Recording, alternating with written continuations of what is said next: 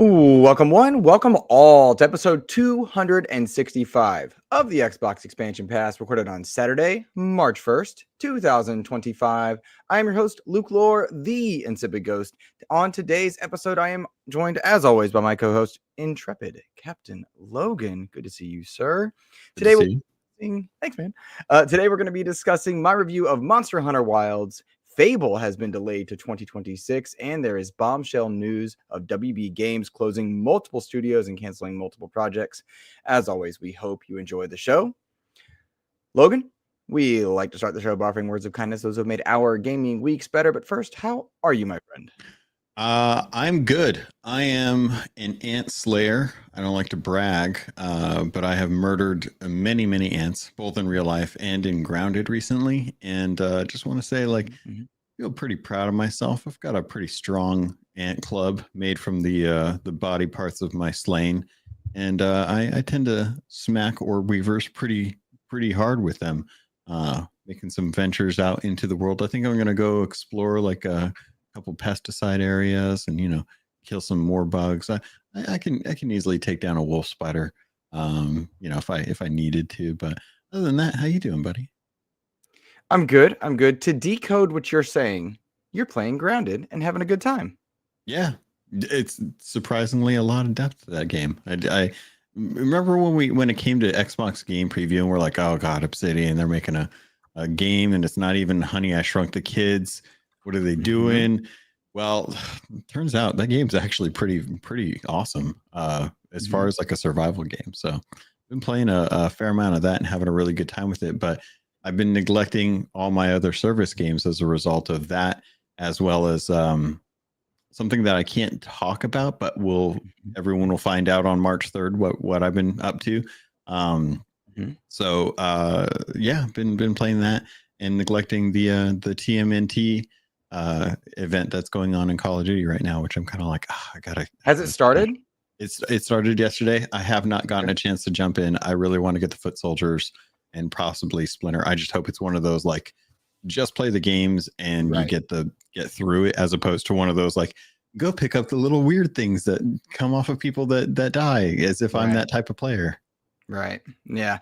Well, I will say, first off, I want to note that, and to our audience, Logan has picked up an extra project in addition to a project he was working on for XEP that took something off my plate, which I am grateful for. I'm excited to see your coverage because this is a game, and we're being very vague here, that I am interested in, but it's not in my wheelhouse, nor is it in yours. So it's kind of venturing us a little bit outside of our wheelhouses, but I think it's going to have a lot of attention on it. Yeah. So I'm interested in that. That's one preview you're doing. And then you're doing another preview for a game I think we're both interested in, but that's going to be nestled into a crowded window, which is cool. That's going to be rough for them. But I'm looking forward to when you get, because you haven't played it yet. We don't know anything about it yet. But I'm looking forward to seeing that one. And then I am going to be working on a review for a major title that people could probably figure out. That I will get that review code next week-ish, I think. And that'll be a big project, which I'm looking forward to. And then on today's episode, I am looking forward to giving you guys I'm going to call it a review, and then I'm going to clip it out and put it as a separate video. I think I'm going to try doing that for Monster Hunter Wilds, because I think a lot of the coverage for that game has been from people that know Monster Hunter.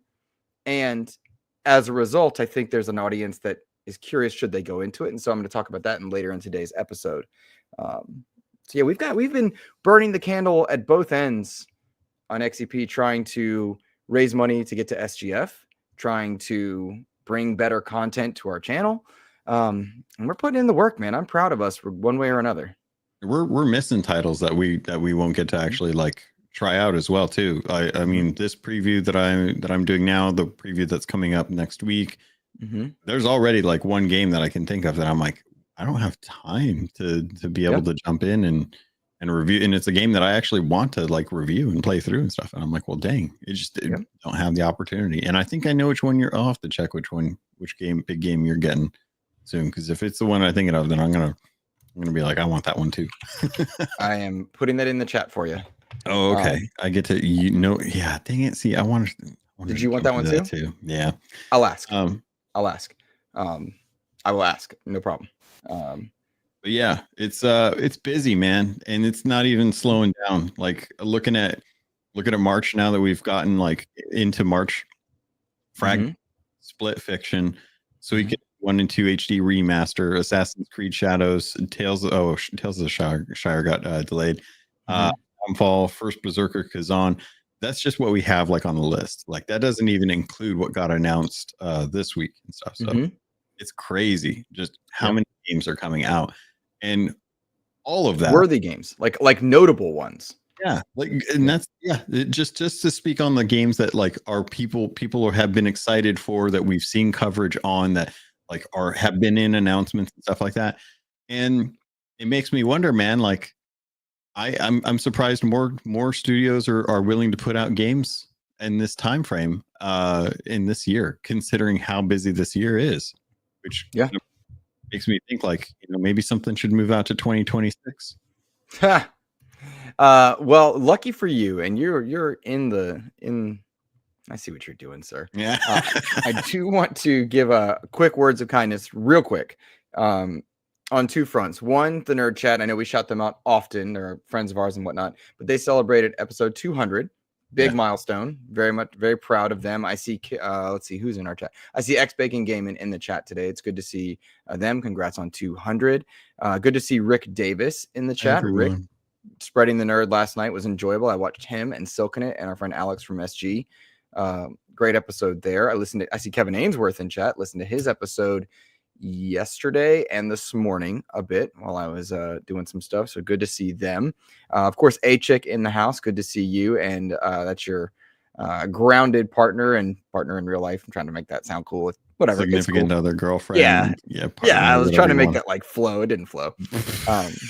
But it's good to see all of you guys. Thank you for supporting us. Let's see here. I'm trying, Logan. I don't know if this is tacky or not, but you know how like YouTube gives you goals for super chats? Oh yeah. Because we're trying to get to SGF and I know times are tight for everybody. So please feel no obligation. I'm trying that, putting a goal in there. I don't know if that's a thing, but if it is for you and you're able to support XEP, please do so. Those are good. And we could use it. But I also know that times are tight for everybody and things are a little nerve-wracking out there. And so completely appreciate you guys just hanging out with us. Logan, that was a mouthful. Did you have any words of kindness for us this week? Yeah, I wanted to shout out.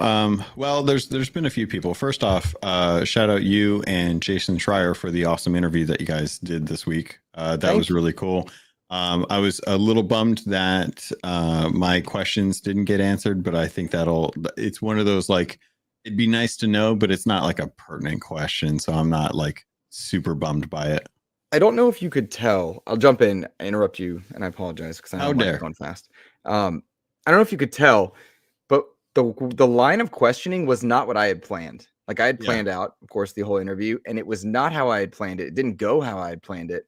And I was brain fried. And so like I'm still beating myself up because I do not like how it went, even though I enjoyed the process and Jason was very gracious.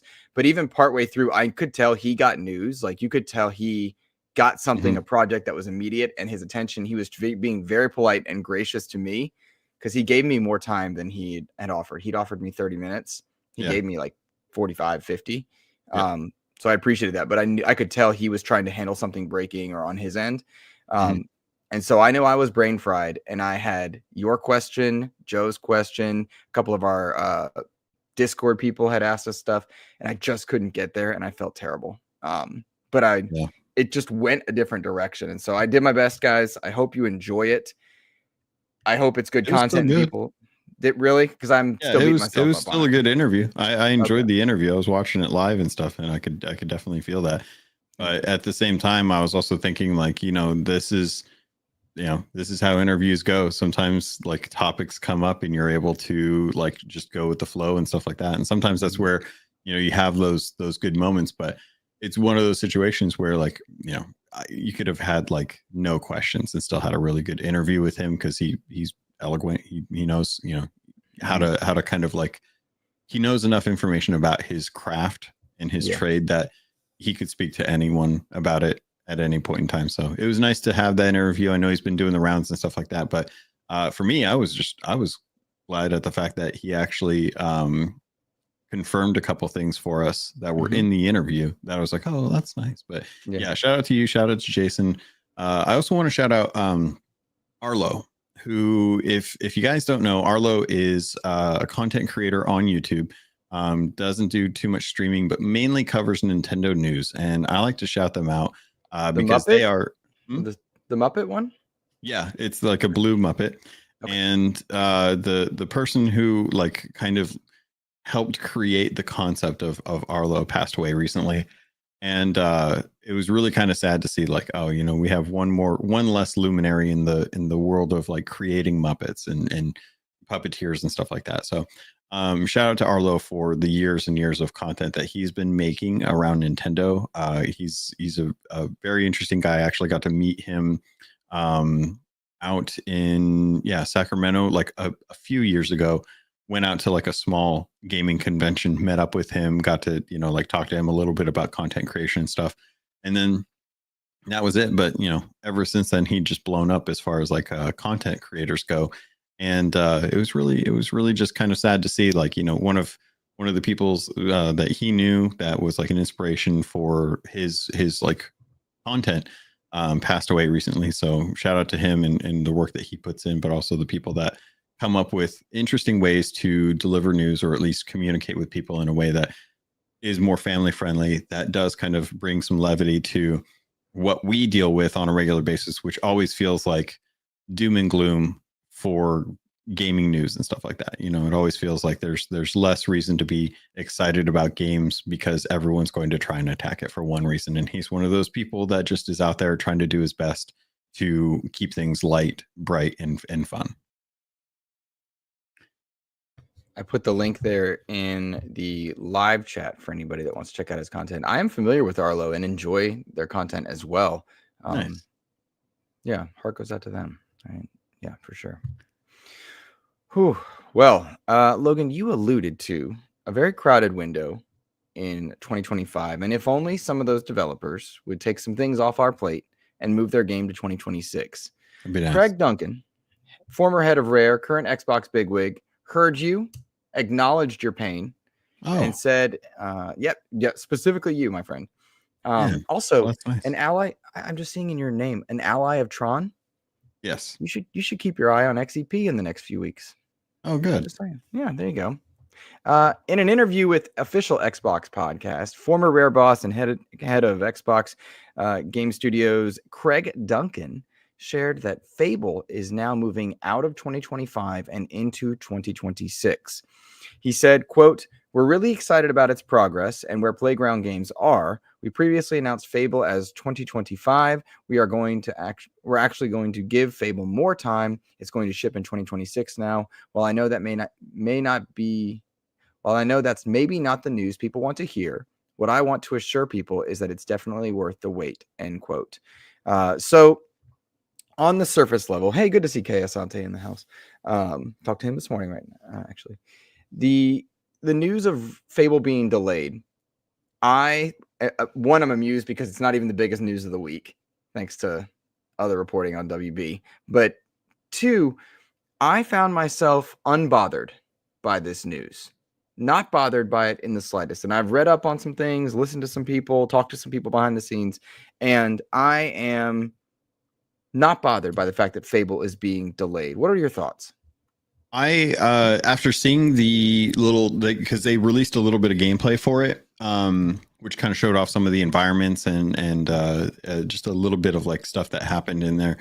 I'm actually really, really fine with this. As much as I want to jump in and kind of like see what they do with Fable, if they're delaying it because they feel like they want to either get out of the window for GTA 6 or Call of Duty, but they want to, you know, make sure that the game has time.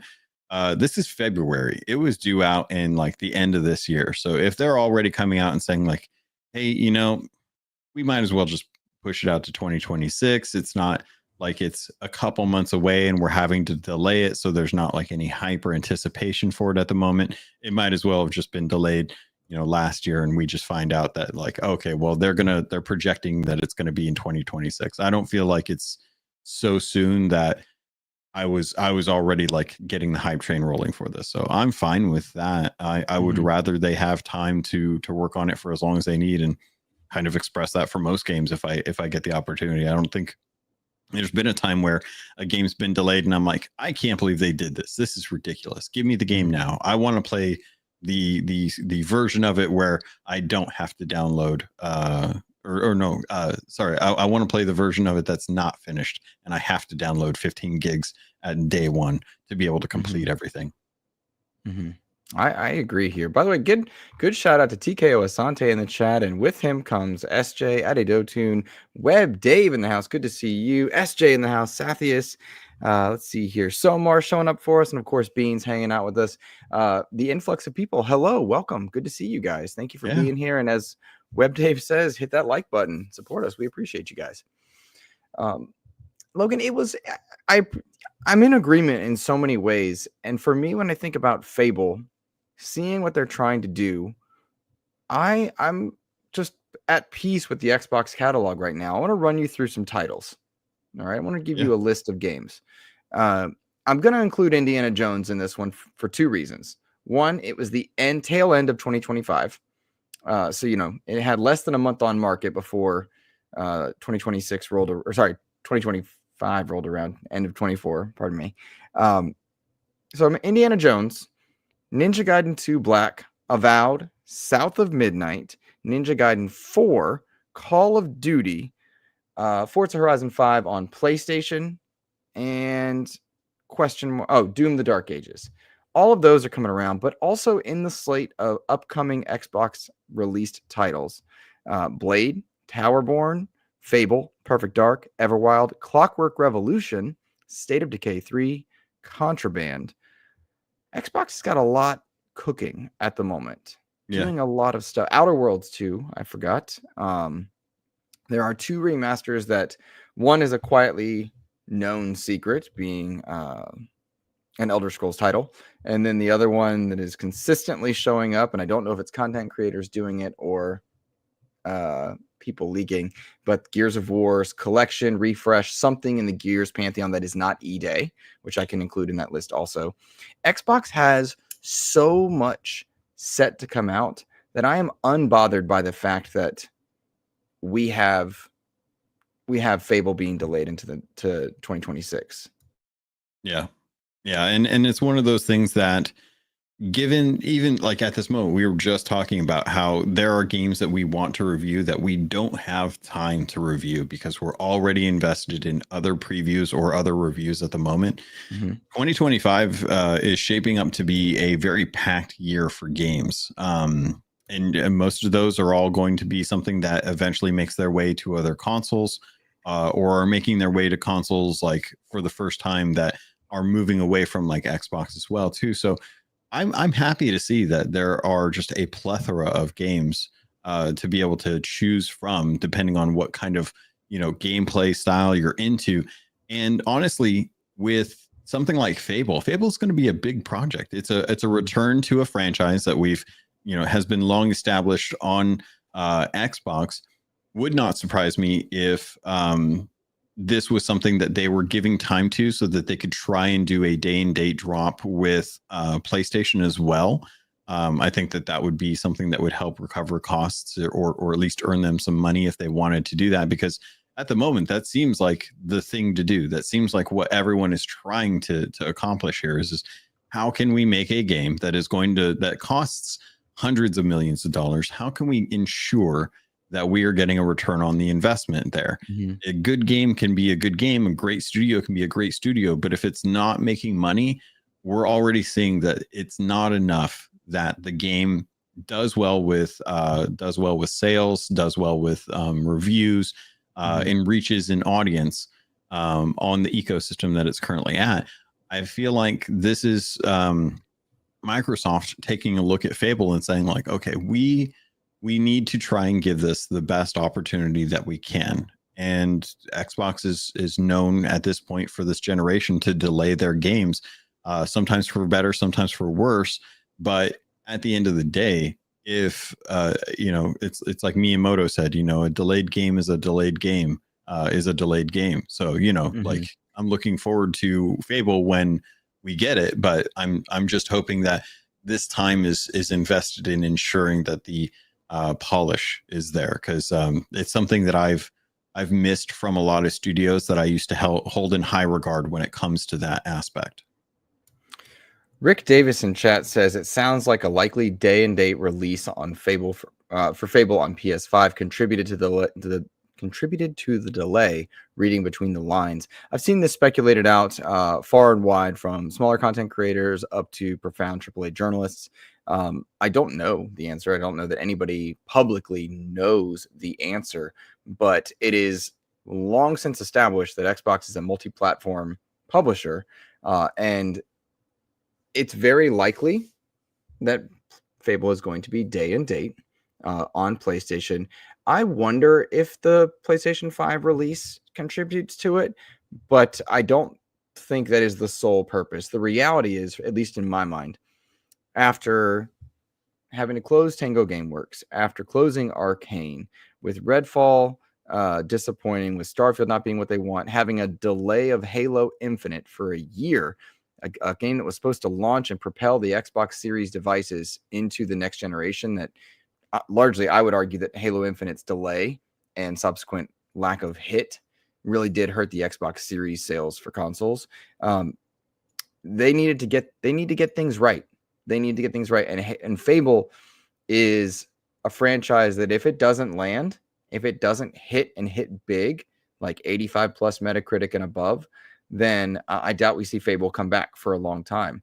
I'll also argue that Playground Games, that is a lot of resources and a lot of talent being put to a game that needs to be successful, given how prominent Playground's pedigree is with the Forza Horizon series. Forza Horizon is extremely popular, and it's only going to get more popular as it arrives on PlayStation. So they need for Fable to be a hit to justify the resources, the time, and the investment into it. And I think a delay in a year where they've got so much else on the slate is smart. If that is the reason. I do not like the idea of delaying just so it can launch on PlayStation 5. That's Really? I do not like, not for that sole purpose. No, I do not like that reason. But I don't think that's the reason, singular silver bullet. This is why. I think it's a combination of reasons. And you could argue that Avowed being delayed out of 2024 into the early part of the year is a helpful factor in the Fable delay, because I'm sure they knew, as I feel they knew at the same time. And Avowed, it was Brad Sams that said this in his coverage, and I appreciate his wording. Avowed attracts a similar type of fan that Fable does, and having this in an Xbox catalog launching means that perhaps we can afford Fable some time. And so that is a thought process. I don't know if it's the thought process. I don't necessarily disagree, but that seems like you're looking at the obvious, because I mean, you could say the same thing for Kingdom Come Deliverance. Kingdom Come Deliverance is a very heavy simulator for a medieval time game, and you know, people having that would assuage any feelings they have about Fable being pushed out to 2026. I do want to pose the concept to you, though, that if they are working on a PS5 port for the game, much like Baldur's Gate 3 working on or the Larian Studios working on Baldur's Gate 3 for the Series S, they were able to discover a lot of areas where they could build in efficiency and make the game run a little better, and ensure that there weren't as many bugs because they were porting it to a Series S. For me, what would you say if Fable was getting ported over to the PlayStation 5 and it was going to be day and date, and they decided, as a result of them working on this port, that they found some ways to make the game run better and play better on both consoles that they wouldn't have had they had just been working on the Xbox version of it? It's a hypothetical. I think that's a good logical thought. I'm sure that's the case. I think when any developer has to work to bring a game to a new platform, they're going to encounter hiccups, frustrations, things that could be made more efficient as they are bringing it to that particular place. So, in trying to get things to work on some hardwares versus others, I think, yeah, that's probably a likely scenario. I don't see how that could hurt. I would also pose the idea that they want this to run on Switch 2. And that might be we often in the Xbox community, we often say that, the PlayStation version, that's the rival. But with Switch 2 launching, Xbox has a huge opportunity to bring their catalog, their IP to an entirely new demographic. And Fable, to me, just based on optics, like what Fable looks like, Fable's approach, Fable seems to be a healthy pickup for that Nintendo audience. And so I could see a world where they're trying to make this work on a Switch 2, which in a world where we're having Call of Duty launch on last gen, 5 years in to this gen, like, I'm sure it's going to have some compromises. I'm sure it's not going to be the way to play Fable, but I can see that happening. And I do see that happening. Call of Duty is picking up the baton from where the Wii, where Just Dance 2021 or 2022 was still publishing over on the Wii.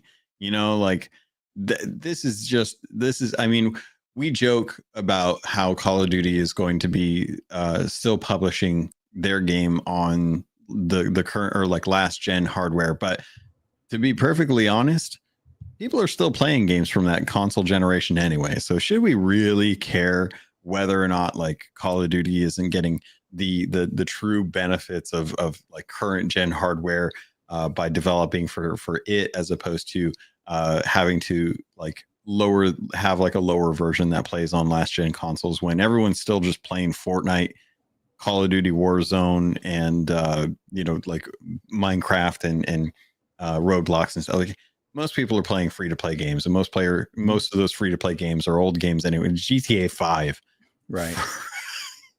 What was that on, like PS3, PS4? Like it's been out for a long time. And I think that it's one of those things where and maybe this is like just kind of my PC background kind of peaking a little bit, but I've always kind of felt like hardware is hardware. There's variance in configurations at the same time. Like I just watched videos on how you have to have a really beefy PC to be able to brute force your way through the bad performance for Monster Hunter Wilds. And looking at like that compared to like the console version, it's like, okay, well, console versions don't have any issues with this. So none. Clearly the issue is just with how it was developed for a PC port, given that was obviously like the lesser version that they were looking to get it on. So I'm fine if Fable wants to push out to 2026, they come out with a PS5 or a Switch 2 port. Fantastic. It's not going to hurt my experience over on Xbox and PC. It just means I have more places to access that cloud save. If they're planning on pushing Play Anywhere even more and more, which feels like the case, because I think they're having a talk about that coming up on GDC. They're going to want to try and ensure that their games work everywhere. And I was talking about Grounded earlier today.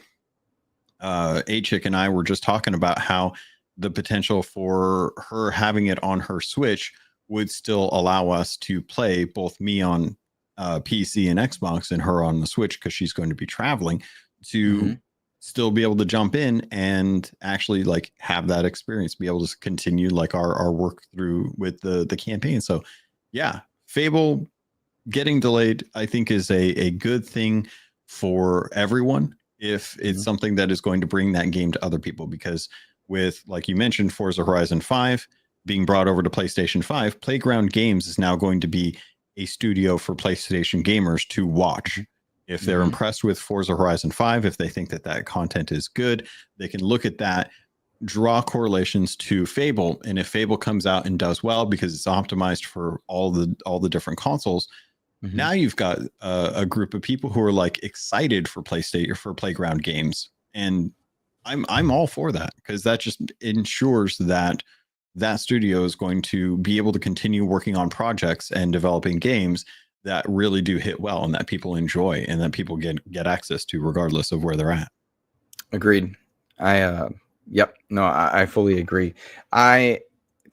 do think ultimately anyone that's greatly upset about this will probably relax on that over the course of the year, given just how many games are coming out this year. Yep.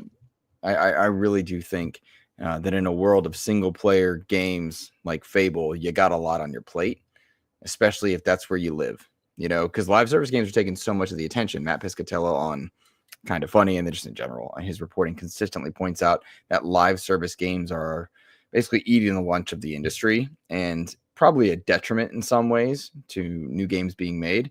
But I participate in them because I like having fun and they're fun to me. So I play them. And so it'll be interesting to watch, but I think there's a lot just in the Xbox release schedule that we're going to be just fine with. And there's stuff we don't know that's coming, and that's kind of cool. Yeah, that's the wild thing. That's that, not to interrupt you, but dude, just think about the fact that we have like Summer Games Fest. We have probably like another IGN Fan Fest thing going on. We have the Xbox showcase that's coming up. This is all coming like June. And there are going to be things there that we don't know about that they're already like prepping for. And because of that, like just looking at what's coming up between now and May, we would be fine. Like with these games, like we've got enough games to cover us for the rest of the year, just in this first half of the year, let alone what comes in after June. Right. I want to address 2 comments in chat briefly. Somar says, I hope you can interview whoever you can from Monolith and ask them who was still working at the studio to the last day and what happened with Wonder Woman. It's a fair question. I don't think I can get you a public interview. I don't think that's going to happen. I do know 1 or 2 people because of my Batman enthusiasm that allowed me to kind of bump elbows here and there. But I doubt they would come on publicly and talk at the moment because 1, there is a grieving process that takes place. And 2, they are now in search of work. And so they have to be cautious on that one. But Somar, keep your eyes on Steven Totillo from GameFile, Jason Schreier over at Bloomberg, and a few other kind of your journalistic outfits, because they are all brewing stories to my knowledge, or at the very least, let me back that up. I don't want to speak for them. They are talking to people, and it's likely that you see stories on that, particularly from Schreier, who is the one that broke the story. So keep your eye on that one. The other thing I want to put is Split End in here. Good to see you, buddy. There are only so many slots you can put a game into to avoid GTA 6 right now, and Fable won't fit any of them. 2026 is fine. The wording of his statement implies that he is of the belief, and it's logical given the announcements, that GTA 5 is still a 2025 title. My thought process is that GTA is a 2026 summer title, and so we'll see what happens on that one. I think GTA 6 is a summer 2026 title. Wow. They are not bound by a release need, and the entire industry will move to adapt from them. Xbox, keep in mind, they are well informed about what other companies are doing because they are a multi-platform publisher and they command COD. So COD, GTA, and some of your sports games, in terms of like new releases, games move out of the way of those. Big shout out to Edward, our first super chat of the day. Thank you so much, my friend. He said $5 super chat. Says, yo, I hope we get Fable cross save for Switch and Xbox 2. I think you will. I think you will. It's not announced to be on Switch 2, but I think it's coming there. And I think everything Xbox does, they want public cross saving, cross xCloud and everything else. That's my thought process. What do you think, Logan?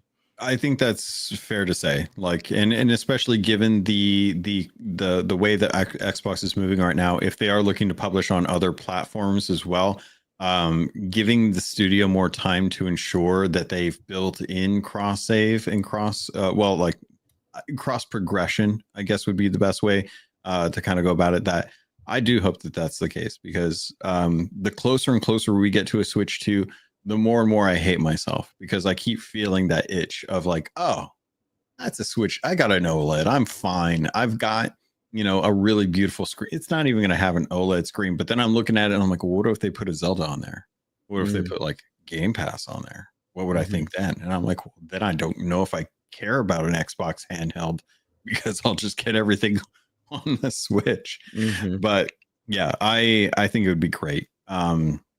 to at least give folks over on the Switch 2, because the Switch is honestly like it's old hardware, and we know that the Switch 2 is going to be old hardware as well. But at this point, like I'm just hopeful for that community, because I have a lot of, well, first off, I have friends from that community that are looking forward to it, but I would like for them to have that resurgence of like discoverability when it comes to games that they've just never like been able to experience, because the Switch has not gotten those ports. And seeing stuff like studios like Saber Interactive releasing Turok 1, 2, and 3 on Switch, finally bringing those over to like Xbox Series S and X and PlayStation 5. Yeah, like that's awesome. Like I want to have that kind of like, oh cool, I'm glad that they're doing that. Now I can actually play like Xbox on, or I can play Turok on like my Xbox if I wanted to. And the same thing happens for the Switch 2 eventually with other games that were from like the Xbox One or PlayStation 4 generation. Like I'm looking forward to that. So it'd be cool. I would really hope that that was something that happened. So thanks for the super chat on that one. Big time. I will say like related right before we go into our next topic and our patrons. I do want to say, like, I've been, like I said, rough week, brain fried, and you activated this to me. You said Ultimate Alliance recently, and it was like, I want to play Ultimate Alliance. I want a legal way to play Ultimate Alliance on my Steam Deck or whatnot. I have them on my Xbox, but like I saw they resurfaced briefly. Wario64 put them out, and I couldn't justify $40 a title for them. They were on Amazon because it's the old codes, because they're still delisted. So what I did, find those codes. Yeah. Well, I mean, they're expensive, and I didn't want, like, again, being wise, but I booted up my Switch for the first time in at least 2 years, probably longer, and started Ultimate Alliance 3 because I own that game. I had bounced off of it. And it is very funny to me and surprising, because when I picked this thing up, like it's been years. It feels just like a toy, like a plastic cheap toy, after having used the Steam Deck, after playing so many modern games. It just feels like this Playmobil little Tonka truck of a thing. It's like, what am I doing? But I'm having a good time with it, and I hooked it up to my TV so that, because I just playing it in handheld, it felt like I was gonna break it. I know that seems so dumb, but it was just interesting to me, because I'm like, this is the handheld that I loved 3 years ago, 4 years ago, 5 years ago, because I did love it. But the Steam Deck spoiled me for what I like, and it was just fascinating, right, to go through, because like you get used to it, you don't care, like whatever. Steam Deck, people could argue it's heavy and it's too big and whatever. Fine. That said, I did boot it up just to play those old games, and it stinks. That's another game that didn't get ported, that's stuck on a system, and it's a bummer.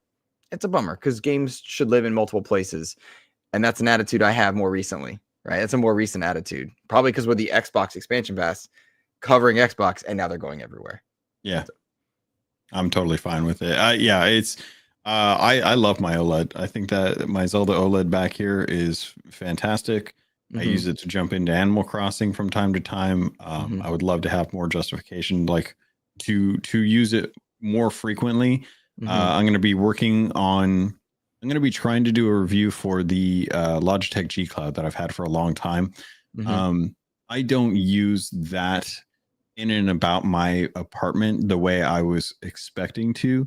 But a lot of things have changed as a result of like my living style, so I'm not too worried about that. But I'm going to be working on a review for that, so that I can kind of talk about the pros and cons of it in comparison to something like the Switch, because that's kind of where my experience has laid. Because as someone who's been looking for a way to gain access to my libraries in any way possible on one system.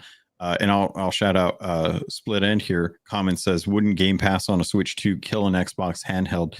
Seems there's no point. If it was, it would. And I'm fine with that, because then I would at least have access to Game Pass on a handheld system, but also get the exclusives for the Nintendo like franchises that I'm invested in. So I would totally be fine if Game Pass went on to other consoles, because then I'd at least be able to get access to those games elsewhere, as opposed to just having to rely on either Xbox hardware or my PC in that case, or in this instance, the Logitech G Cloud. Logan, wouldn't putting Gears, Forza, and Halo on a PlayStation eliminate the need to buy an Xbox console? No. Yes, it would. No. Yes, it would. No, it it wouldn't. ruins the entire industry, Logan. How dare you Nope. think otherwise? Side note, Gears is definitely coming to PlayStation on day and date. And I'm totally fine with that because at least I still have all of the backwards compatibility for my Xbox library on there. And honestly, like, trophies are stupid. Trophies are so stupid. Hey. Yeah. Dozens of people are upset by that comment. Dozens of people That's have right. a lot of reason to go take a shower. So mean. I chase achievements all the time. It's so mean. Sweaty.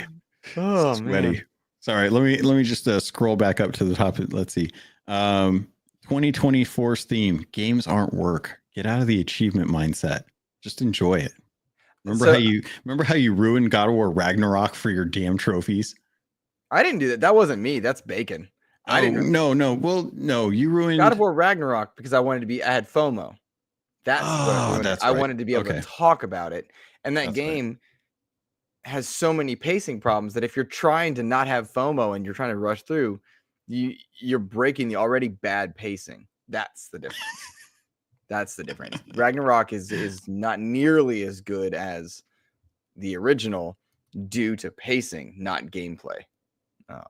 Gameplay is better in almost every way. It's a pacing problem. The only pacing problem with God of War Ragnarok is that one trip around the river creek with I don't want to spoil anything, but there's a river trip on a beast that you have to do, and then walking around the infinite tree to be able to load it into the next area. Those are the only pacing issues with that game. That game is a really stellar game.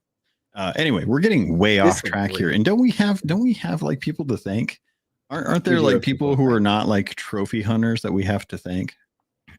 Well, Bacon's not a patron, so yes, because Bacon be chasing him over there every week. All right. Yes, Logan, we like to every week thank our tier 2 and 3 patron supporters. Everybody can go to patreon.com/Xbox Expansion Pass and help us get to Summer Game Fest.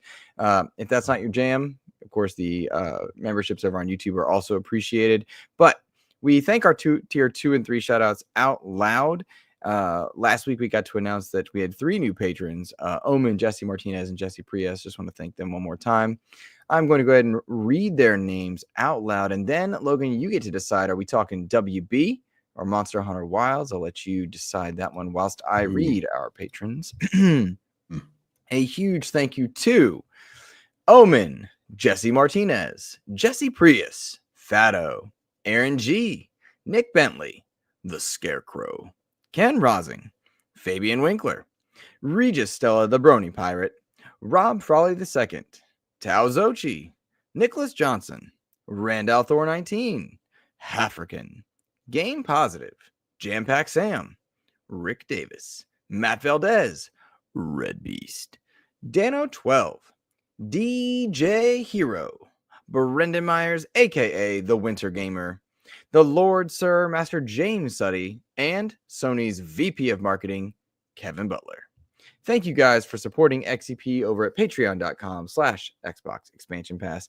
I've tried to do right by everybody, updating things like emotes, updating the Patreon list so it looks a little bit more attractive, and trying to do right by just getting you guys great content, to include the Jason Schreier interview, the John Romero interview, the Power Rangers interview, Carrie Patel's interview for Avowed, and more on the way. Oh man, we've been burning the candle, and I hope people are enjoying the XEP content. I'm sure they are. I'm sure they're having a good time with it. Hopefully they're engaging with it when they can, when they want to. That's great way to biggest thing. That is a much better way to put it. I would love to get into the WB stuff. One, to kind of showcase, like, having Schreier on is really important for, games journalists to get out and about, so that people who may not be paying attention to them and vice versa have that opportunity to kind of like say, like, hey, this is what's going on in the world. And if it wasn't for like actual journalists doing the detective work to determine what these studios are doing, we wouldn't be finding out this news until like later on, when people are talking about losing jobs on Twitter or Blue Sky and stuff. So I want to dive into the WB Games stuff, because I feel like that is something that first off I have thoughts on, but I wanted to kind of give you a chance to talk about how this feels, knowing that for you and me, at least the two franchises that we love are safe, and how we would feel if it wasn't that case. Yeah.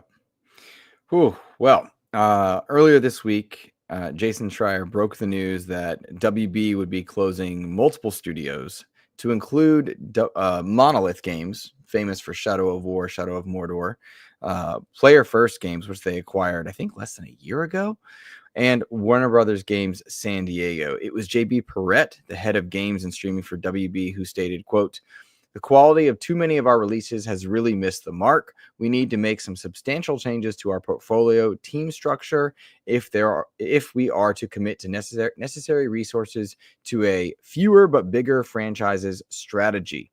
This is not a reflection of the teams or the talent that consists within them," end quote. He did go on to say in an email to staff that Jason Schreier shared, and I put up, he shared on during our interview directly, word for word, some insight that they are focusing now on their 4 $1 billion franchises, to include Harry Potter, Mortal Kombat, Game of Thrones, and DC Comics, but specifically Batman in terms of single player games. This amounts to news, or couples with news, that the Wonder Woman game has been canceled. Suicide Squad, of course, was a disaster and shut down after its obligated year of content. Multiverses was shut down, and Harry Potter Quidditch Champions disappointed. Important to note that way back in 2021, Warner Brother canceled a lot of Monolith's game after turmoil with what was Gotham Knights, what was another Arkham game, what was a different game altogether that was not IP based in DC, or actually not a Batman game. They've had so many people leave under the vision of David Haddad, who stepped down this past January, that WB Games truly is a mess. I have all types of feelings because I am just a diehard lover of DC Comics games. I love superheroes in general. Like, I'm not a DC versus Marvel guy. I just love superheroes. But yeah, Batman and DC are special to me. Both characters of Superman and Batman mean a lot to me. And so it has been brutal to be a DC fan in the last 10 years, right? Yeah. Zack Snyder had his universe of 3 movies, but then it got muddled and diluted and people misunderstood it. And it was just a bad set of movies. Yeah. After the fact, that just destroyed that universe. And then you get these up downs, will they, won't theys. The gaming space did Arkham Knight in 2015, and then you have Gotham Knights. It's a Batman game without a Batman game. You take Rocksteady and have them make Suicide Squad. So as a DC fan, it's just been brutal. It's been really tough. And then for you as a Harry Potter fan, another one of the $1 billion franchises that they have under their goat, you finally get the game that Harry Potter fans have wanted for 2 decades in Hogwarts Legacy. And then it's gone. But go ahead. Yeah. It's frightening, dude. I'm actually glad that Portkey Games is going to be able to continue on. They do publish like mobile titles, so I know there's a lot of money in mobile. So I'm not too worried about that. But like they put out Hogwarts Legacy and it does really, really well. But then they also put out like the Quidditch Cup game and it goes kind of quiet. Nobody really mentions it. So I want them to continue another game in the Hogwarts Legacy like world, because I think that the studio that made that world did a fantastic job of just open world game design. They knew like how many little mini games they wanted to have. They wanted to have like a flowing story that revolved outside of the normal Harry Potter conversation, but still had enough tie-ins to Hogwarts to build out new characters that I think are going to really help keep that wizarding world alive, because there are a lot of people that have connected and found communities and enjoyment within the wizarding world, aside from the creators' like perspectives and stuff. And I just want them to continue to have that place, that safe space that they can create on their own outside of feeling oppressiveness because of things that are going on more personal levels with stuff like that. So seeing that Hogwarts Legacy is still going to be going on with the development for like a second game, and that they'll be able to experiment and continue that design. They are a good studio. Like they know how to make a good game. And also looking at, like NetherRealms. NetherRealms is launching 2 new characters into Mortal Kombat 1. They still make really amazing fighters. And I would hate for the idea that NetherRealms has to get shut down because they're not hitting an arbitrary goal set by a company that isn't looking at the legacy and the presence involved with some of these studios like Rocksteady and NetherRealm, where I want them to be able to continue making games because they have a lineage, they have respect in the industry for the content that they put out, for what they've brought to gaming. And one of the things that kind of like kills me about this is Monolith. Monolith came out. They have not produced many games, but the games that they have put out have been pretty stellar. The Shadow of Mordor games have good. Brought in the Nemesis system, which is currently it is copyrighted, if I remember correctly, copyrighted that for patented till 2036. I think patent is a different than copyright. So it's patented then. I think it's control the patent on it. Yeah. So other companies aren't able to use that Nemesis system until at least 2036, when the patent is up either for renewal or it just goes away, in which case other companies can actually do that. And seeing that Monolith had been working on Wonder Woman, and we do not get like a whole lot of female protagonists that are interesting characters. Like the first one that comes to mind, honestly, Samus. First game, like the Metroid series is one of the first times where I'm like, oh, we actually have like a proper game that like features a female protagonist that people can rally behind, that isn't focused on the fact that it's a female, that it's just focused on this is a person going through an experience and you get to play as them.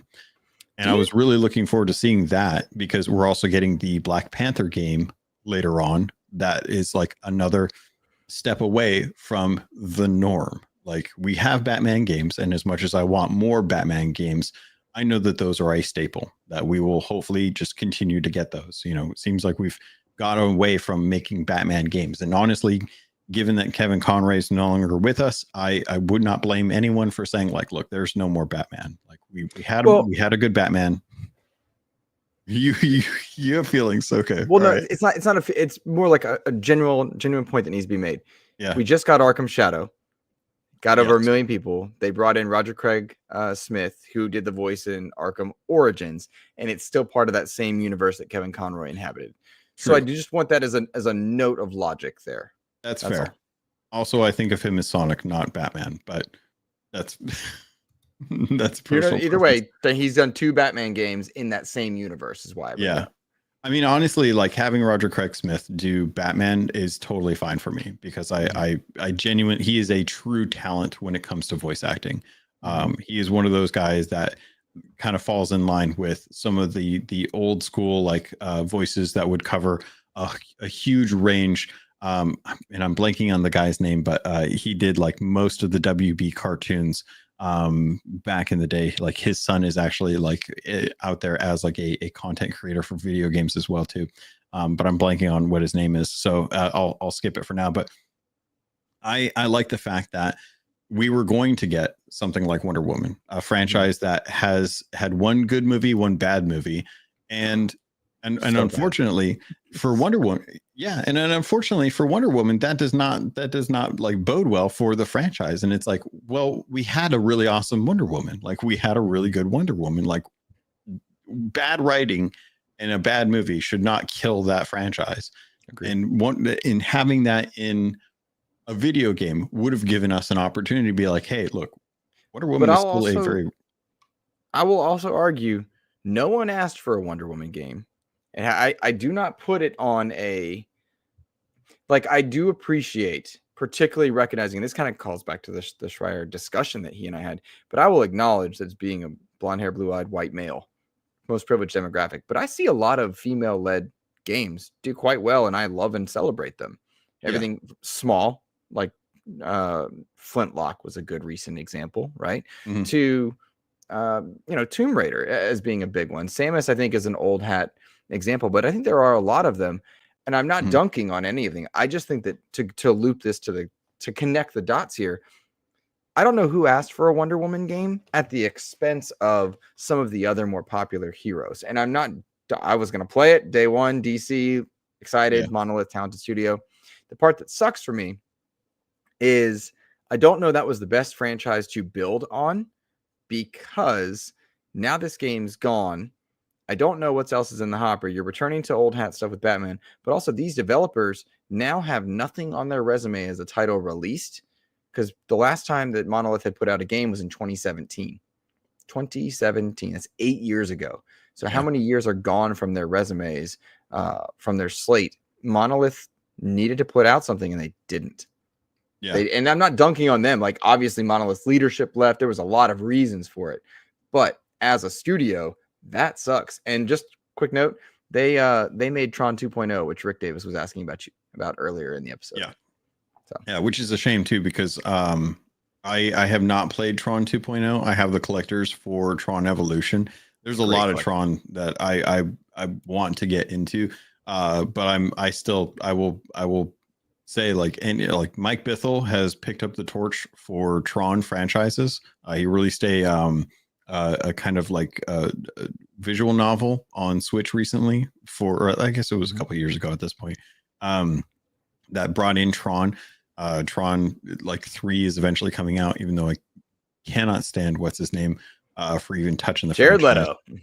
Yeah, Jared Leto. God, I hate that he has like the same fandoms that I do, because everything he touches is just not great. And I was really hoping like a Morbius movie would be good, but it's not. And he touched Blade Runner. Ugh, no, sorry. Anyway, I totally lost my train of thought. Yes, you did bring up really good examples. Schedule. Yeah, not having games for Monolith really does like hurt the studios. But I also saw this when Xbox shut down Tango GameWorks for in like the Redfall. Oh God, the studio for Redfall was Arcane Austin. No, who did Arcane? Okay, just Arcane. Was it Arcane Austin? I can't Whatever. remember. It's Arcane. I got you. Your point's taken. Arcane did Redfall.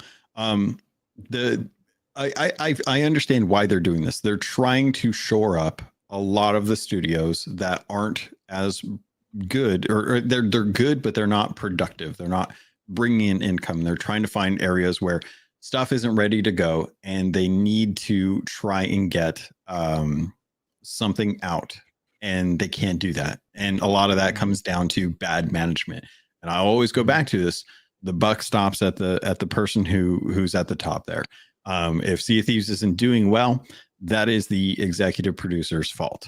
That is not like the developers. The developers can only do so much. They are told what to do from the top down. Same thing with Monolith. Same thing with WB.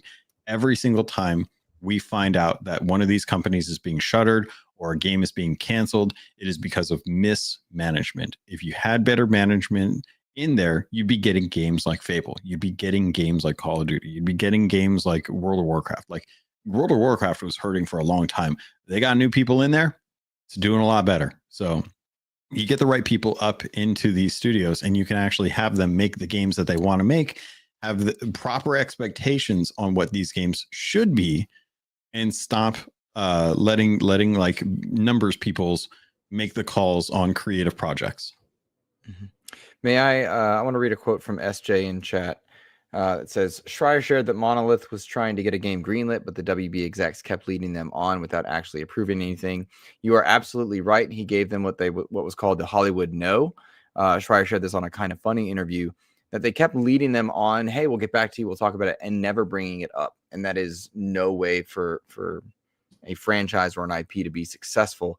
And it led a lot of Monolith's leadership to leave because of the lack of getting things done being a thing.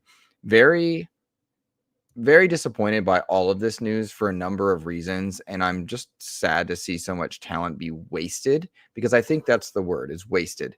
A lot of people had asked on socials why Xbox or PlayStation didn't go pick them up, because WB was trying to sell the studio without the IP and then license the IP, and that is a way to lose even more money in a world where revenues are demanding, where we're seeing Microsoft go multi-platform for the sole purpose of keeping their business alive, where you're seeing PlayStation go to PC day and date to keep their business alive. Games cost too much and are too easily able to fail, particularly with live service games being as successful as they are. So I think that's a lot of the logistics that go around it.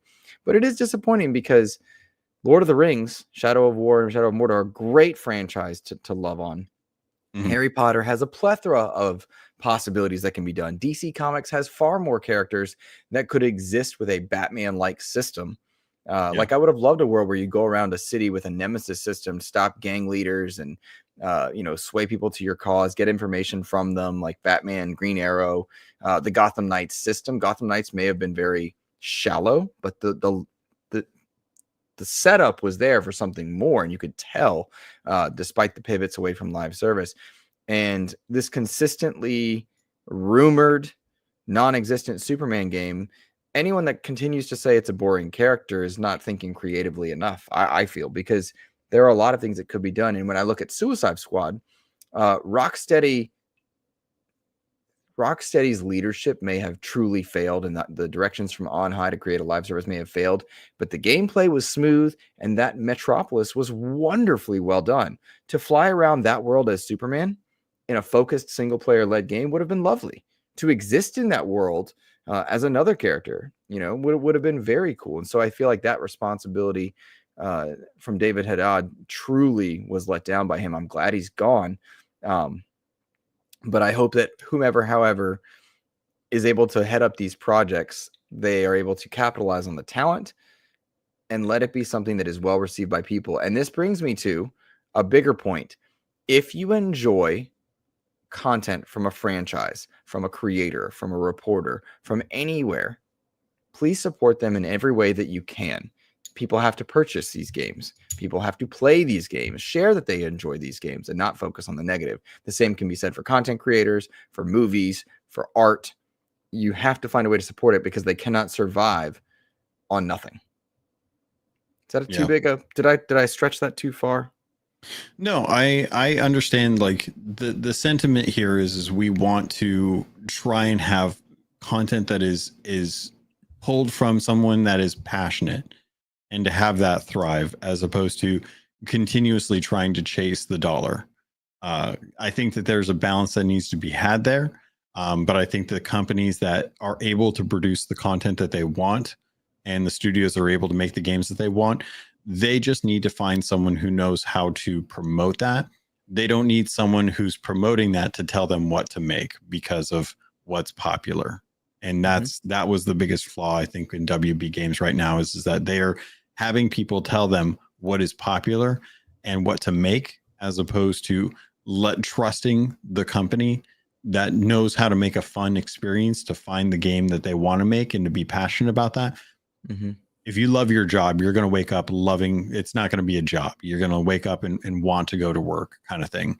And this is one of those situations where they genuinely were just told, like, you need a live service game because we need something that will fit in the space of the Fortnites and the Warzones and the Call of Duties and stuff like that. That's what we need right now to be able to have some sort of like microtransaction led income that is renewing, that we don't have, because all we're doing is focusing on single player games that sell well but have no lifespan beyond the first 6 months.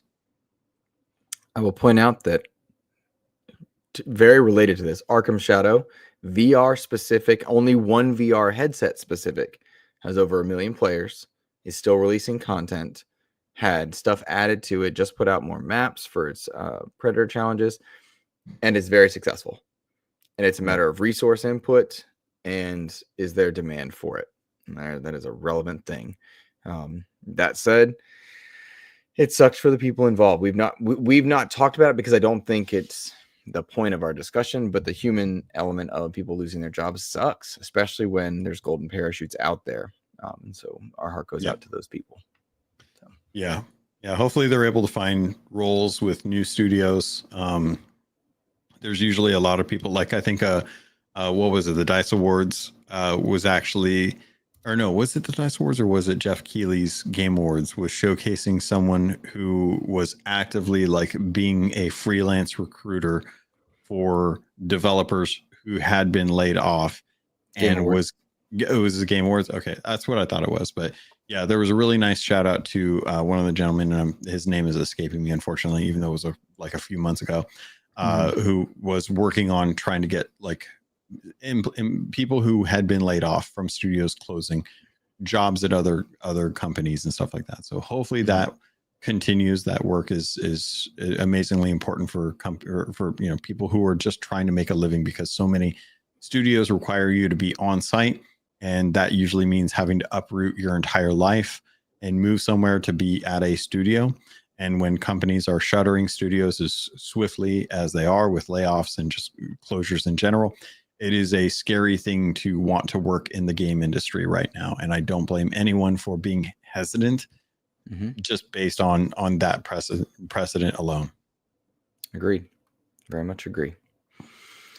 All right, guys. If you have more comments on the WB stuff, please throw them in chat and we'll loop back to them. Logan, is now a good time to talk about Monster Hunter Wilds? Yeah, I think I would like to know more about it. I know you have some thoughts on it. I've been hearing a lot of discussion around it. I think it cracked 1 million concurrent, putting it like at number 7 on Steam as far as like the most concurrent players at any given time. This is years and years after they've been releasing Monster Hunter games that have been more kind of focused on American audiences. It's been very popular for a long time, but I'm curious to get your thoughts in on it. Yeah, no problem. Just for context on what you were saying, Stephen Totillo's game file came out. It was earlier today or late last night, but it was in my email this morning.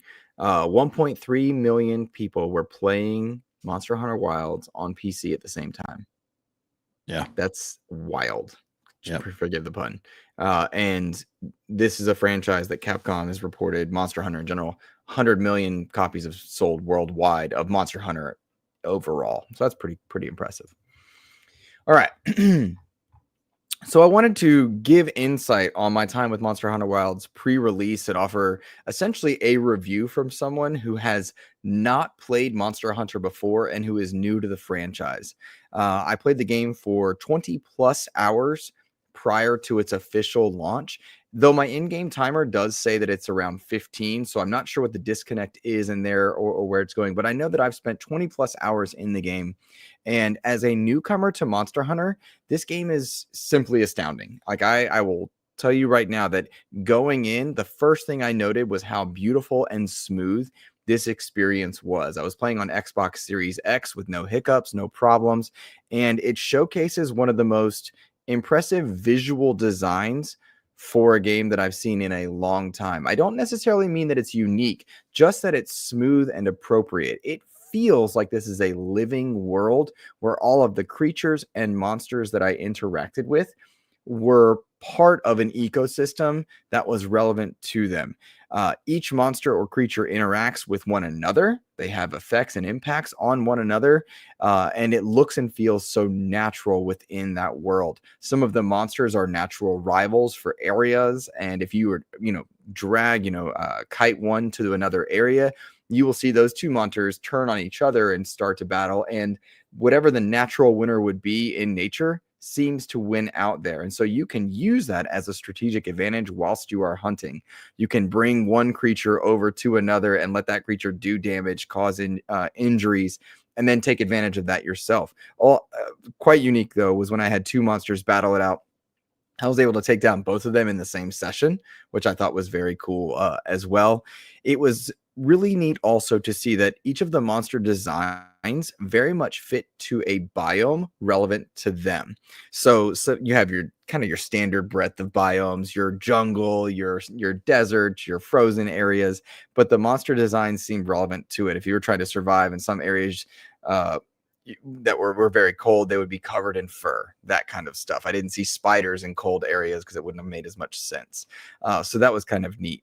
Something that was also cool that they provide the player with is a creature called a secret. At least I think that's how it's pronounced. They're essentially like raptors, or what we now know raptors to be, where you're running around on a bipedal avian looking reptile-esque creature that can run around at very high speeds. You use them to chase down monsters, to traverse the world. They never take fall damage, which is a great thing as a player because you can just jump off a cliff and that thing's going to land. If it's too far for it to, air quotes, land safely, then it's going to spread its wings and glide you down, which is another cool thing.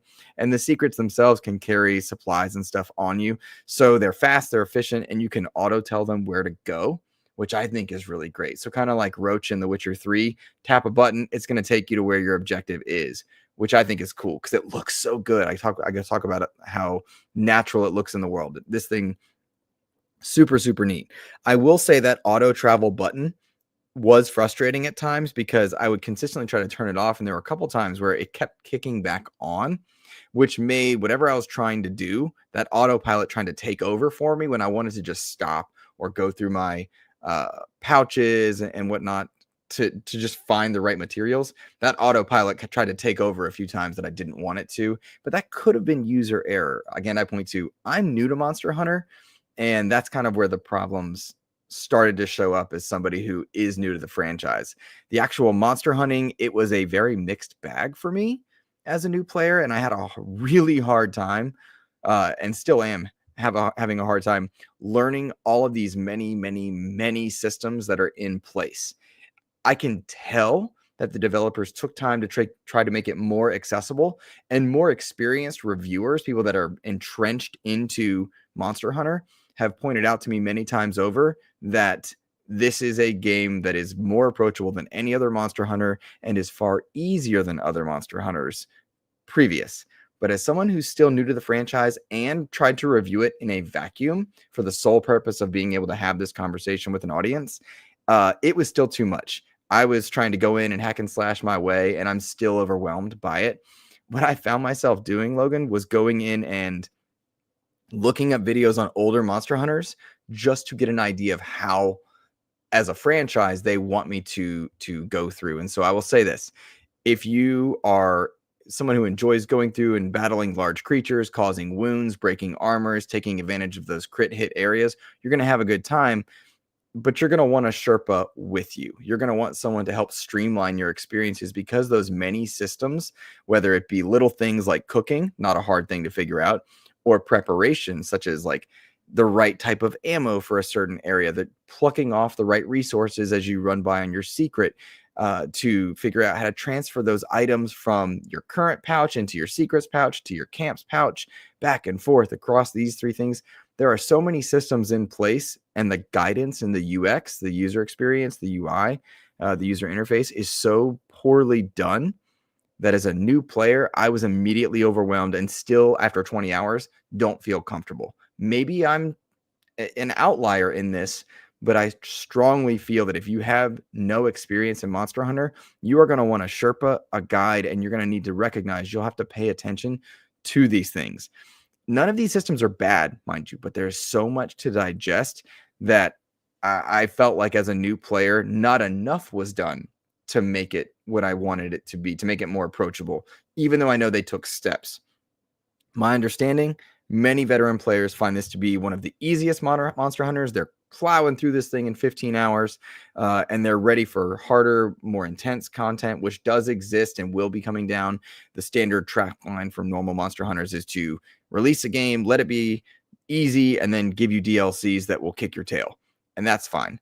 But my kind of final closing thought before we take any questions is that it's an incredible video game. I really do enjoy it. I want to play more, but it's best enjoyed with friends, and it's best enjoyed with people that know what they're already doing, because it's a very difficult franchise to get into. There you go. How was that? How did I flow on that one? Yeah, I felt like I flowed. I'm really curious. You mentioned a few things here, but there's one thing that kind of sticks out in my mind as someone that doesn't engage with Monster Hunter. Is it something where you like I'm used to World of Warcraft. If I'm in Orgrimmar in World of Warcraft and I run out the gate, I can go kill boars all I want. I can go find raptors and then I can go and kill them and then come back, sell my stuff, and then go back out and kill more stuff. And as I venture further out, it gets harder. With Monster Hunter, is that kind of how that is designed? Or am I going to be like, okay, I'm in a hub world. I have to go take a Zeppelin to travel to an area and then it'll load in that area. And then I go fight the boss in an arena. And then I can go to a different arena if I kite that boss. Or like, how is the actual layout of this game? Is it kind of like Anthem or is it more like open? It's a difficult question to answer. So you have your biomes where you'll have like a hub area.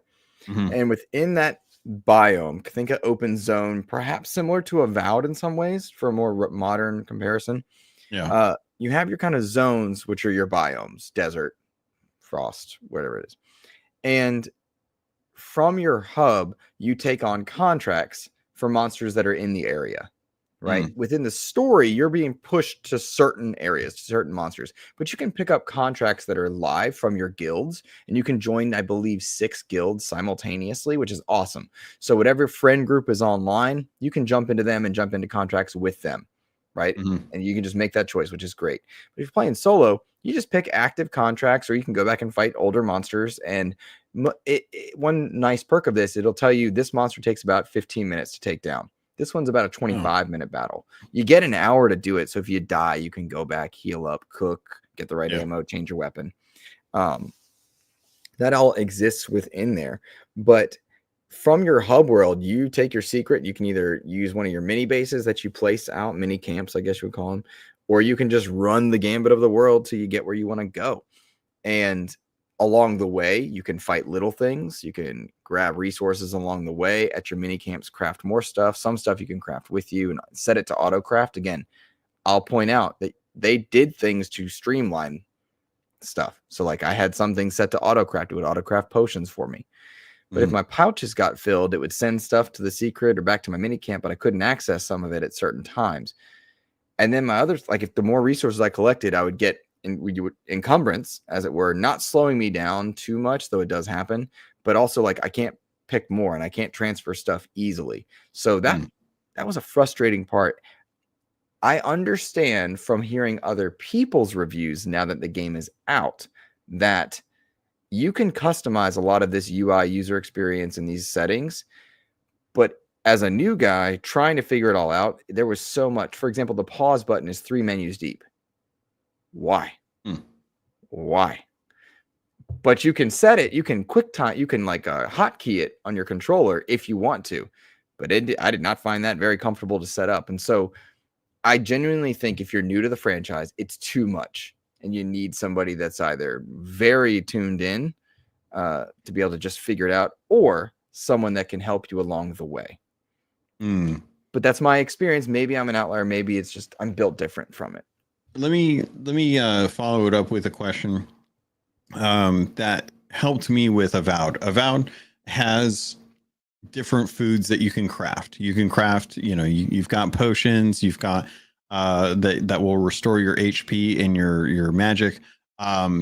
You've also got different types of food that will increase your different abilities. So like strength, agility, dexterity, vitality, luck, things like that you can augment with meals. I found it fairly easy in Avowed to ignore most of those systems and still complete the game fairly easy. Like it wasn't taxing, and I didn't feel like I needed to really engage with that unless I was going into a conversation that I knew I wasn't going to have the ability points to be able to open up the options for different dialogue trees. Is Monster Hunter Wild something where you felt like you could ignore a lot of that kind of potion crafting, meal making? Because I know, like, I've seen the videos. You get a bunch of cats cooking in a kitchen, and first off, I'm thinking like, okay, only some of them are wearing hairnets, like some of them aren't. Are they licking themselves to make sure that they aren't cross contaminating between different types of like products or like meats and stuff like that? Like, I've seen how they make that food. I don't know if I necessarily like trust the hygiene aspect of that, but can I ignore that stuff if I really want to and just go and smack a monster with a big sword? I don't know. And I'm not ignoring your question because I know that I can cook and I can auto cook a meal, and I regularly do before I go out to fight a monster. Yeah. But I think it's going to come down to a skill check in this respect. Like, Okay. so many people are talented enough to say, like, I just beat the monster.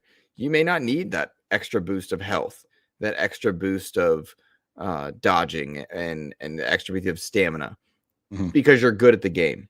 As someone who's not good at the game, but I'm still having fun, I needed that stuff. And I can tell that there are other things that I do not know. For example, you get a slingshot, which is very frustrating to use because it will only work sometimes and it's not always selected, and it's very frustrating. But it has some ammos that are infinite and some are not. That UI UX experience of getting the right ammo for a certain thing or crafting it was so frustrating. But I knew that if like example, you riding by on your secret, you see a dung pile from a previous monster, you can whip out with your grapple hook, grab it, bring it back, and it will auto create a special ammo that will send monsters to run away, right? Because it's dung, right?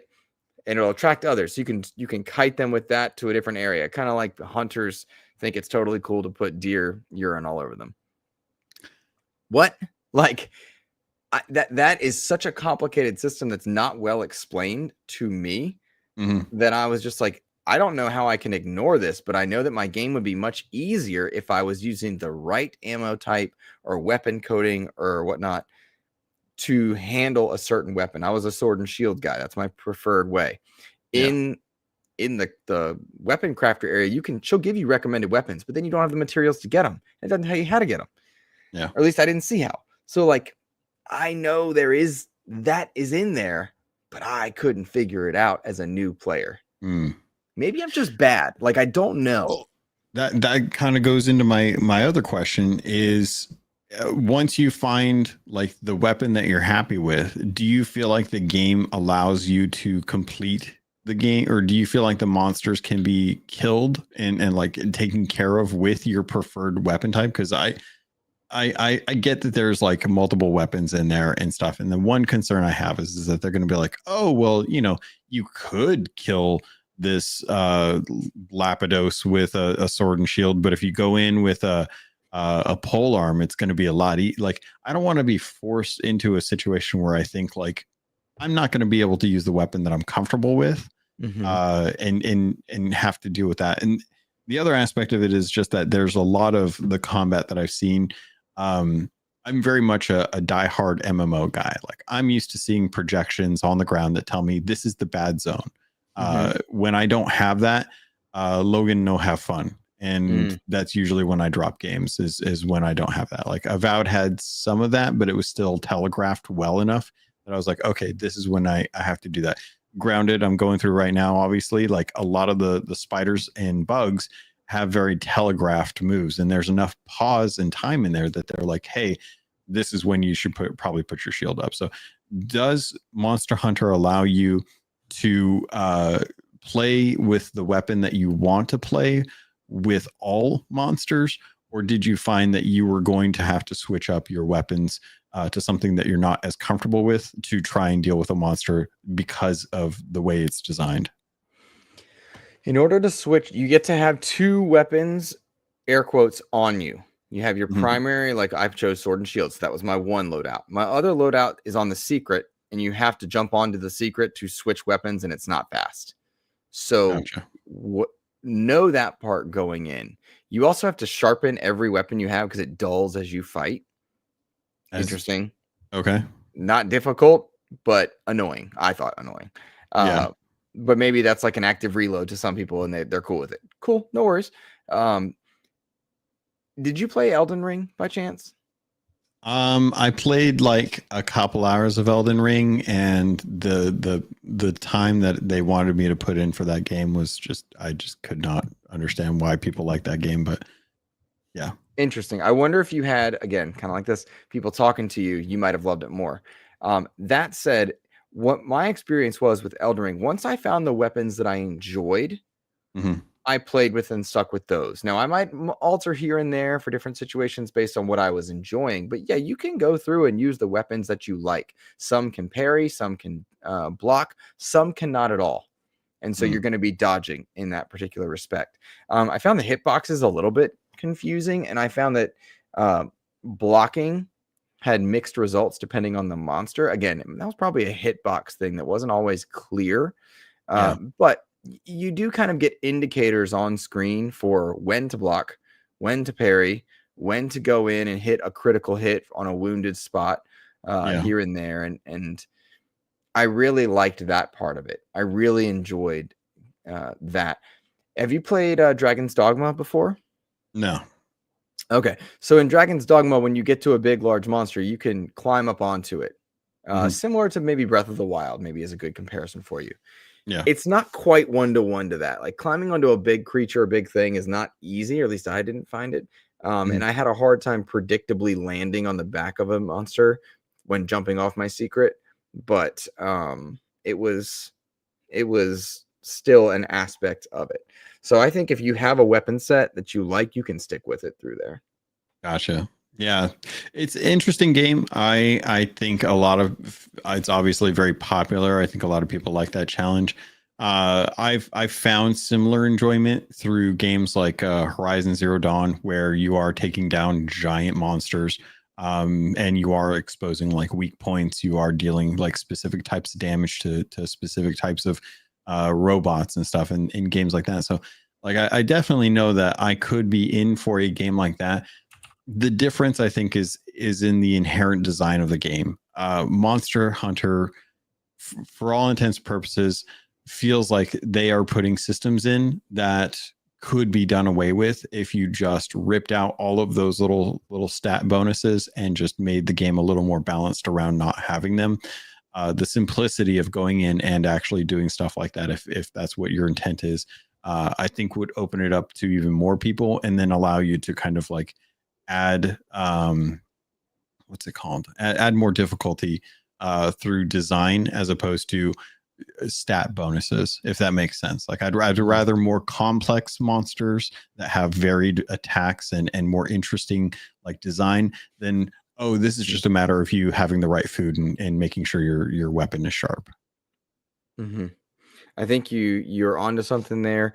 I say this not to be disrespectful to anybody, but I think one of the problems with the reviews out there for Monster Hunter is that en masse, the majority of them are coming from people familiar with these games. And that is a great thing to note if you are a reviewer. I really appreciated the outlets that said I'm familiar with Monster Hunter, or the ones that said I'm not. My perspective comes from someone who is not. I love fighting monsters in video games. That's fun. That's what I'm enjoying most about Monster Hunter Wilds. Yeah. But all the other stuff stops me from enjoying that. And so that is the approach that I wish more outlets had, because all of these 9s and 10s that I'm seeing are deserved, because this game is very good, but it does not onboard you well. And I don't think that is widely acknowledged by some of the reviews I'm seeing. So I just wanted to throw that out there. I do see Nissa in chat saying, recommending Eternal Strands. That's on my to play list as well. I'm interested in that game. I do want to play that at some point. Why is that not ringing a bell? Because you're overloaded with other stuff. We did not get a review code for it, but outlets got it like 3-4 weeks early. I know, Jesse was high on it to give it a 7.5, and it's kind of a Breath of the Wild-esque game in some ways, but it looks good. It looks like one I want to play. I'm just busy. Yes. Okay. I do remember seeing this. Yeah. Okay. Yeah, it's on Game Pass right now, so I can definitely jump in. It looks like it's a 7 out of 10 on the Metacritic.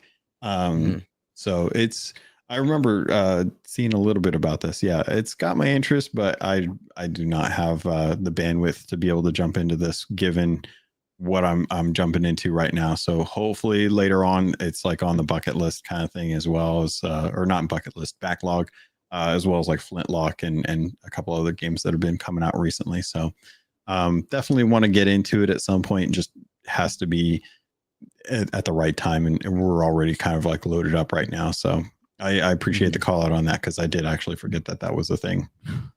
Good call. Good call. Alrighty, Logan. Any other like that's our kind of our concluding thoughts, or my concluding thoughts on Monster Hunter. Thank you for asking me questions. Thank you to people in chat for listening. Anything else you want to talk about this week before we bounce out of here? Yeah, actually, real quick, Xbox Indie Showcase happened this early. I think it was like Monday or Tuesday. It feels like a lifetime ago. Yeah, it was earlier this week. The few things that I think I want to call out were kind of like big things. Was Jump Ship, which is coming out in I think it's coming out later this year. It is like Sea of Thieves but in space. That is one that is coming to Xbox Game Preview this summer. Very happy to see that. Can't say anything more about it, but I am glad that Jump Ship was getting some acknowledgement, and that folks are getting a chance to go check that out. Definitely go take a look at it if you're interested in games where you have a much more hands-on approach. Think No Man's Sky and Sea of Thieves kind of push together. Like, you are engaging the way you would with elements of your ship, and you're working with other players, and you can go in and just go fight like PvE threats in this world. So you have a ship, you have your crew, you go on the planets, you come back, you put stuff into your ship, you repair your ship, you go out onto your ship and actually like, grab guns and shoot enemies like while you're, it's like, think if it was like the Millennium Falcon and you were part of Han Solo's crew. That is kind of like what Jump Ship is for me. Balatro shadow dropped on Xbox Game Pass. That, if you guys haven't played Balatro, it got a lot of awards last year. I've probably put in, actually, I wonder if my Steam is up. I can take a look at it. For Balatro, I have put in 13 and a half hours into Balatro. It's good. On Game Pass or your phone? No, on Steam. I picked it up on Steam. I missed that part. I'm sorry. I apologize. Yeah, Balatro, it's an interesting take on poker, like the concept of like you having to build a poker hand with a group of cards. Jokers augment the gameplay to help you kind of funnel into like a roguelike aspect of it. It's good. It's a good time waster. If you're looking to kill some time, it's good to sit down and just kind of play through a round. That's on Game Pass now. So if you've heard about it and you weren't sure like if it would be something for you, and there's no demo available, and you have Game Pass, you can just jump right into it and actually check it out if you wanted to do that. Some of the other games that I saw, Suda51 and Swery have teamed up to launch Hotel Barcelona, which is a 2.5D action platformer that is a very horror inspired game.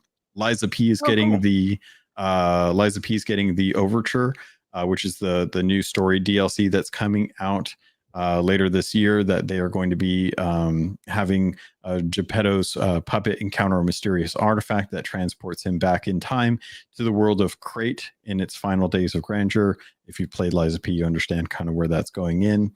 I want to check out Tanuki Pon's Summer, because that's just something to come to Game Pass. I like raccoons. It's a raccoon delivering packages. I love that. And then Tron Catalyst got a release date, which is Mike Bithel's next Tron game. That is coming to Xbox, and it's launching on June 17th, which I'm very excited for, because this looks like more content in the Tron universe that kind of plays around with ISOs, but post, I would say, Tron. There's the I can't think of what it was. The show. The show, yeah, Uprising. Yeah. Post Uprising. So looking forward to that. There's a ton of other games that were announced. I know like 33 Immortals got a release date, and a bunch of other stuff that was put in that I didn't even have time to put into the show notes. So tons and tons of games that got announced through the Xbox Indie Showcase. Really happy to see that they are continuing to give acknowledgement when they can't do something like this in like an Xbox showcase without people getting bored. They're able to have these indie showcases kind of shine a light for games that have either been on PC for a while now, coming over to console, or new announcements for games that are just coming from studios that came out of nowhere to actually like show up. I know there's the news that is on Steam right now. Steam has their Next Fest that's going on, where there's a ton of free demos that are coming out for brand new games as well too. Most Xbox people probably won't see that, but because of things like Xbox Indie Showcase, they will eventually get those games on console as a result of Xbox partnering with indie studios to ensure like smaller games are getting recognition. Mm-hmm. Agreed. Well said. Good summary as well. Good summary as well. I did see one other that kind of just stood out to me was Revenge of the Savage Planet. Yep. I played the first one of that in that series. I enjoyed that first game. I played that long ago on my Xbox One X. But no, that's cool to hear, and I appreciate your words on that. You gave a great summary on that. Thank you. Yeah. So guys, if you want to, there's an Xbox Wire article out there that's got a full list of all the games, summaries and trailers available as well. Too much to get into here, but definitely appreciate the time and effort that took to get that showcase out there. Hopefully we'll have more after summer is probably when we'll see, like around like August, September is usually when we'll see like another indie showcase pop up to cover the later half of the 6-month time period between like usually like the springtime and fall time schedule for those. Yeah. But yeah, that was pretty much it. Outside of that, I think you already covered the one question that we got in for listener questions earlier on in the episode. That was GTA Extras. Question about GTA 6 coming to current gen and last gen. All right, let me put that in there, and I'll just to quick acknowledge it because Todd is a wonderful community member, and I want to make sure I do right by him. So his question, which I'm trying to put into the chat, but it's just going slow. He said, with rumors of COD 2025 will still run on Xbox One and PS4, is there any Xbox first-party title that could get people to upgrade? I believe COD is coming to Xbox One. I've heard that myself off air. I've heard that. That bums me out because they should stop all the things for PS4 and Xbox One, but they will not for all the money reasons we've talked about. But they need to drive that new hardware. However, there's a lot of geopolitical reasons why that might be a dangerous endeavor. So I appreciate and acknowledge that aspect. His second question is GTA 6 the last hope to drive current gen console sales? What would even move the dial for a next gen Xbox Series Q or PS6? GTA 6 is a console seller. So yes, that is the last bastion of a console seller in my thought process. I don't see any other game that will move console sales in a notable way. And with respect to everyone saying that Madden sold Series S's, anecdotally, I'm sure that is the case in some respects. But big picture, it's GTA 6 because we do have all these live service games because so many of these games are on old gen hardware. The only way to sell new hardware is to stop supporting old and bring it to only future. And I don't know that the current geopolitical climate is going to bring hardware to people. And I'm not speaking strictly about American politics. This is a matter of materials, of taxes, of bringing things in and getting things to run on weaker systems, Switch 2. So I don't know. It's a fair question. I'm kind of curious. I would love to find out in like how this all works out. I can't wait for the future where I get to have this answer. I'm very curious for people who are looking to buy an Xbox Series X or more likely a PlayStation 5 or a PlayStation 5 Pro. If we're looking at getting a new console generation close to 2028, probably. I'm curious if people will be satisfied with the purchase they make now to gain access to GTA 6 and a few years when we see new generations. I can't imagine that will really impact them, but I'm always curious about some of these big console moving franchises or games towards the later half of a generation and whether or not people are actually like satisfied. Because I bought a PS4 when Spider-Man came out, or when Spider-Man was bundled with the PS4, and I got it for like $200. But games like God of War, games like Ghost of Tsushima came at the tail end of that generation. Same thing with like Cyberpunk 2077 came at the tail end of that generation. And I was mildly frustrated that had I just ignored the gaming sphere longer, I probably could have picked up a PlayStation 5 or an Xbox Series X and gotten the best bang for my buck for these games, knowing that they're playing on the most recent hardware. And I kind of wonder if anyone else kind of runs into that, or if that's just a weird happenstance of timing and interest when it comes to certain games that do sell consoles still. That's always what happens, right? You buy this thing, the next thing comes out, right? That's always the fear. I saw people phones. I saw people upset that Dragon Age Veilguard was going into PlayStation Plus, and they just bought it. You know, it's like, respect to everybody that is bummed, but also like, you bought it so you could play it. You should have played it by now. You know, don't buy it if you're not going to play it right then and there. That's not meant to be a talking down to lesson. But if you're buying because of FOMO, that's a problem. And if you hadn't played it right, you paid and got the experience that you paid for. Now you can't be upset that it's in a subscription service. If you went and bought a ticket to or watched Venom 3, and now you're upset that it's in Netflix, I mean, you paid for the experience to play it, or watch it, I should say, when it came out. So it goes, right? Venom 3, it's one of the movies of all time. Nissa asks us a question in here. Side note, I'm going to play Dragon Age Veilguard. After Avowed, I want to play Dragon Age really bad. I don't know why they're related in my mind, but I won't be able to because of the game I'm reviewing next week. Ugh.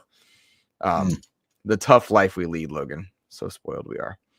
Let's see here. If you haven't clicked like on the stream, please do so. It may help us out. Question from Nissa Howard. Do you think that they are doing that? She's talking about the console sales and of COD being on old systems because of the pandemic. I know it's 5 years out from it, but it took 2 years for the PS5 to be able to stock, and the Xbox 1 year to be able to stabilize to get consoles out there. Maybe, but I honestly think the real problem is that people are not upgrading consoles because the games they want to play, i.e. live service games, Call of Duty, Fortnite, and some of the others, are still available on the hardware they have. They have no need to upgrade. So until you bring an exclusive reason to upgrade, people are not going to do so. And none of the live service games like Fortnite want to do that, because that means nixing a chunk of revenue that they have. So live service games in many ways keep the gaming industry alive and interested, but they also generate consumers that are not willing to buy.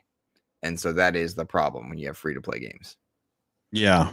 And one of the saving graces that I'll say is as I go out shopping from time to time, one of the big things that I've seen is things like 4K TVs have become amazingly affordable nowadays. Like, granted, Really? they don't have like the bells and whistles of like some of the TVs that we were like spending thousands of dollars on back in 2020. But if you want a run of the mill standard kind of like 4K TV, you can get that for $300 now. So with that, you're going to be looking at folks who want to justify purchases like that, and they're going to look for things that say 4K on that. And one of the things that I think that the Series X and the PlayStation 5 do well is that they tout that kind of resolution power with their consoles, whereas the PlayStation 4 and the Xbox One could not. The PlayStation 4 Pro and the Xbox One X, a little bit closer to that, but if they're looking to justify those kind of TV purchases, new consoles is a fantastic way to do that, which means that more and more people will eventually graduate up into these current gen console systems as more and more like games come out that kind of like justify the purchase of those. Because I don't think anyone's going to justify purchasing $700 for a PlayStation Pro if they aren't inundated with games already. But you throw a PS Slim at someone for $300-400 after they just spent $300-400 on a 4K TV.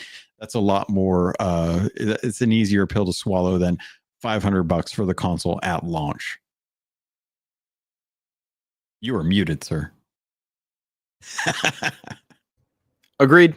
Can I tell you, you're crushing it this week, man. Like you're just like nailing all the points and taking the words out of my mouth in a great way. So, well, feel free to jump in whenever you want to. You're more than welcome no, to make in these a good points. way. I'm like, yeah, I agree.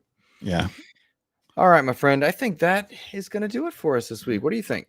I'm good if you're good.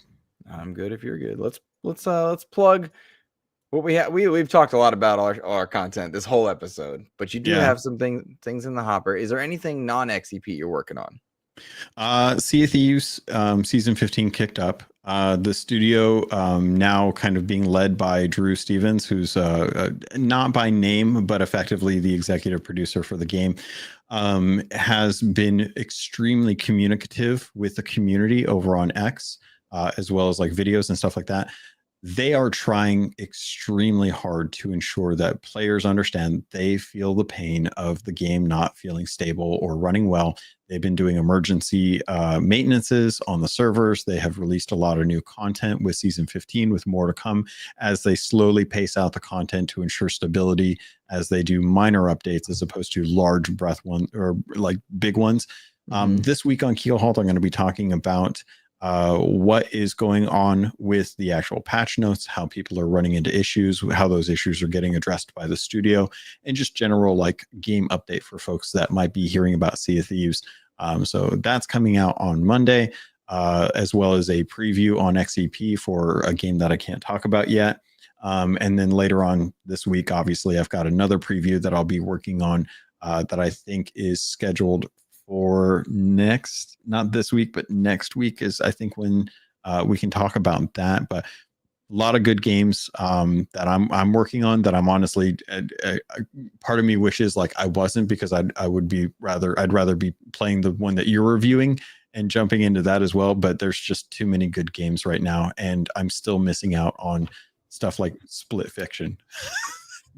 I think you're getting. I don't know, but let me put it this way. If you want to review Split Fiction, I'm working on getting a code, and if not, we're gonna buy you a code so that you and Chick can play it. Yeah, I would love to do. Yeah, I will get you that. Whether we get one or we purchase you one with XEP funds, that is, if you want that, it's yours. I would like to do a review on that one. Okay. It's just, but I mean, it's like it's out on the 6th, and right. They did. It would be delayed. They did not send us an early one. No, that's okay if it's not delayed. If it's delayed, if you want it, I'll work on it for you. You've been burning the candle. I can get that for you. Okay. I will put in an email for the other one that you were talking about. What was the gent's name that is being communicative over on X? Oh, Drew Stevens. Drew Stevens. Yeah. I don't know if I know Drew. I don't think I do. I don't think I. Drew's been pretty reclusive. He's a nice guy. I've got a list of devs that I'm working on with Rare right now to see about doing interviews for, because they've opened up a lot more. So I was gonna say let's get people involved. If people are still using X and you're on X, I'm not at the moment, but I hate it. Is it fair? Same, yeah, I don't. But if you are a user of X and you would like for Logan to speak to them either on Keelhauled or XEP or wherever, politely and kindly let them know, link them, help connect them. It helps when it's done politely, because I will say the John Romero happened because people asked for it. The one that is happening soonish is because people asked for it. Schreier because people asked for it. It helps when I'll use the word fans, but just people that support our content help us connect on socials, show that there's a demand. That helps in a polite way, not in a how dare you not. Like, I'm still in a content creator space. I'm still trying to get Paris Lily on here. I desperately would love some help with that, because nice dude, knows his stuff, well connected, and I want to honor him and respect him enough to have him on. Like, help us connect. It's useful. We appreciate that stuff. Yeah. So, all right. Drew Stevens. Logan said you're a coward if you don't come on. He said that. Those are the words verbatim. What I said. Clip it, put it out there. Yeah. Don't you hate? Yeah, you did that to me like 10 episodes ago with something. I forget what it was. But I was like, no, Logan, no. You can't believe you said that about Phil Spencer. Nah, Phil Spencer is never coming back. All right. That is going to be it from us. Have a fantastic rest of your week, everybody. Take care.